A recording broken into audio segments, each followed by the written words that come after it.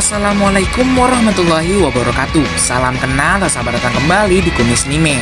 Apa kabar kalian semua? Semoga di masa covid kayak gini kalian semua baik-baik aja ya.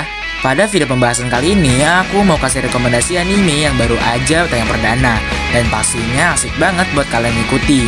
Dan juga jangan lupa kalau memang kalian suka sama pembahasan kali ini, tolong di like dan terus subscribe biar nih channel jadi berguna bagi banyak penggemar anime. Daripada banyak basa-basi, langsung aja masuk ke pembahasan. Di urutan pertama ada Mogoku no Futekigosa.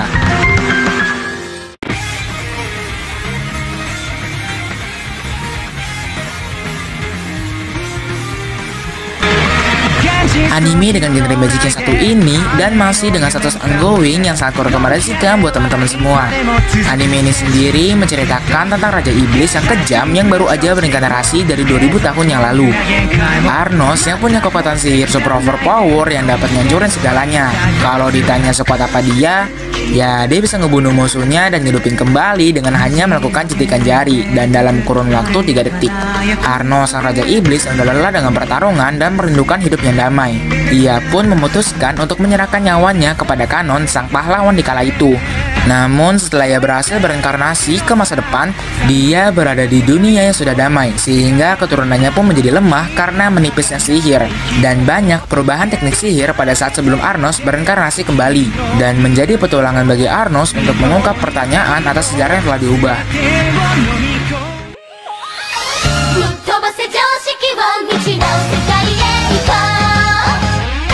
Kinja no Bungo adalah salah satu anime yang paling berkesan bagi aku. Kalau ditanya alasannya, ya aku jawab karena ceritanya yang seru dan karakternya yang super OP dan action yang memanjakan mata.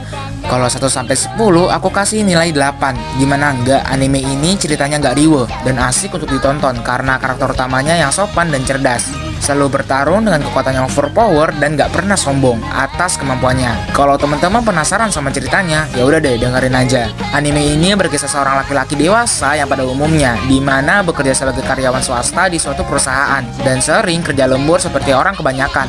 Ini anime kisahnya berawal di mana laki-laki ini mengalami kecelakaan dan meninggal dunia. Dan entah gimana tiba-tiba laki-laki ini terlahir kembali sebagai seorang bayi di dunia lain.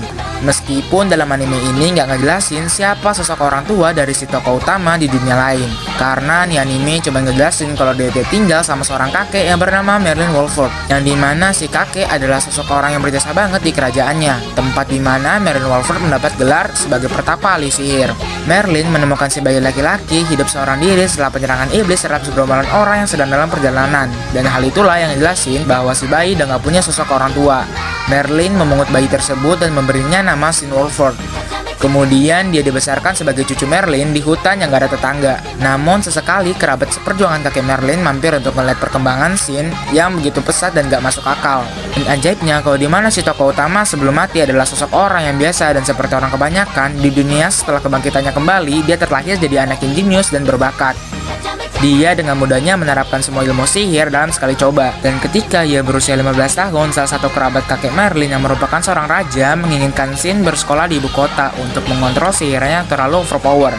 Dan dia pun memutuskan untuk pergi ke ibu kota dan memulai petualangan baru. Dan karena Sin gak pernah diajari ilmu umum, jadi Sin tapak lugu dan kayak gak ada dosa.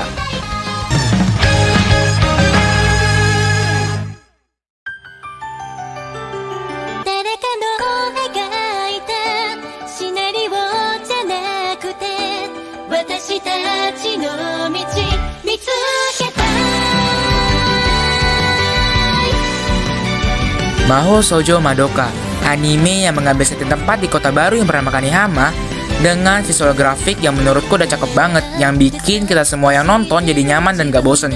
Yang dimana waktu aku tonton nih episode 1 dari anime ini, aku gak bisa berhenti sampai harus habis dari itu juga.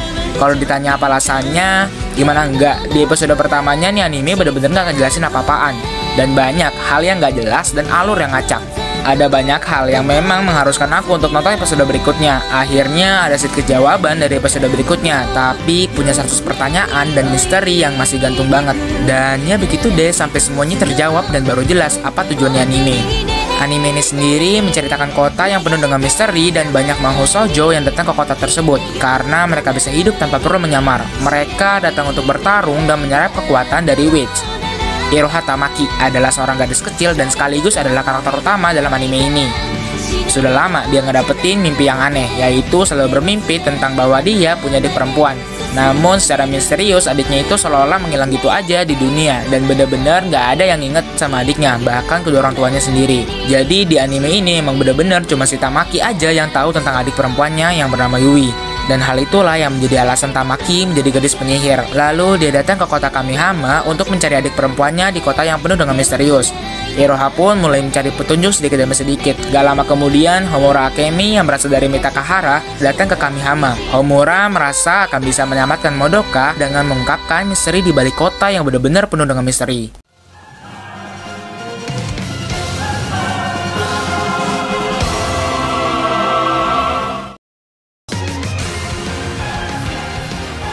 Shiro Neko Project, anime yang menceritakan tentang kisah antara dua kerajaan yang gak akur dan selalu gak seimbang meski dua kerajaan tersebut gak boleh ada yang hilang salah satu. Jujur, aku gak kehabisan kata-kata untuk anime yang satu ini. Kalau alasannya, anime ini sebenarnya menarik banget dan asik untuk diikuti. Dan karena anime ini adalah anime yang digunakan untuk promosi game, jadi kalian ngertilah bahwa anime ini memiliki cerita yang cukup singkat dan kompleks. Yap, anime dengan 12 episode ini memiliki beberapa kekurangan, dan kalau menurutku anime ini kekurangannya sih sedikit fatal. Gimana enggak, karakter utama dalam anime ini hampir nggak dapat peran dalam sepanjang episodenya. Malah karakter utama perempuannya yang lebih banyak muncul. Dah gitu, karena ini anime digunakan untuk promosi game, jadi ceritanya agak kecepetan. Tapi kalau ditonton berasa agak lama. Dan juga karena visual actionnya yang asik, bikin anime ini jadi layak untuk diikuti. Dan apalagi dengan ending yang bertolak belakang banget dari yang aku pikir. Karena nih anime endingnya cukup sedih dan bikin nginget sama ceritanya. Kesimpulannya sih, anime ini layak untuk ditonton dan diikutin ceritanya.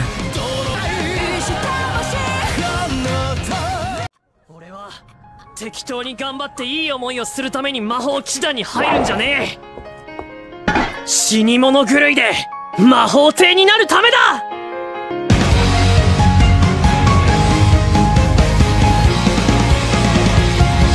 Black Clover.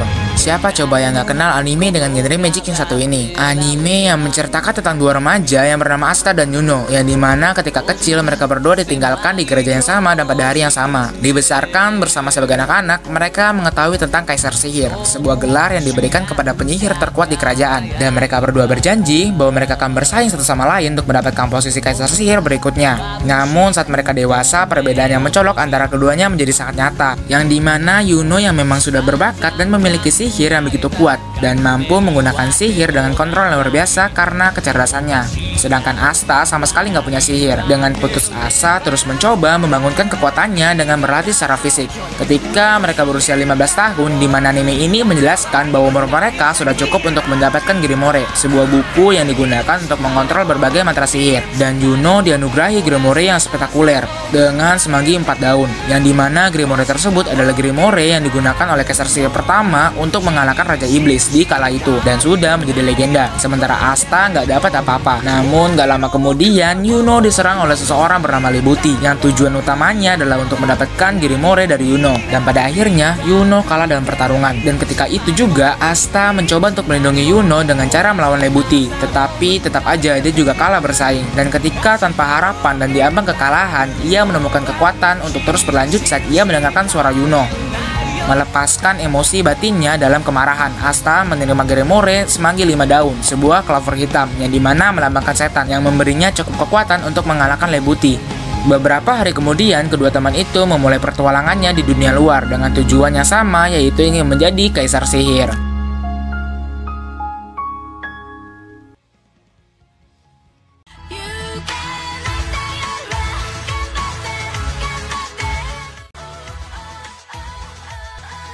Kayaknya sampai segini aja pembahasan pada video kali ini. Sampai berjumpa di video berikutnya.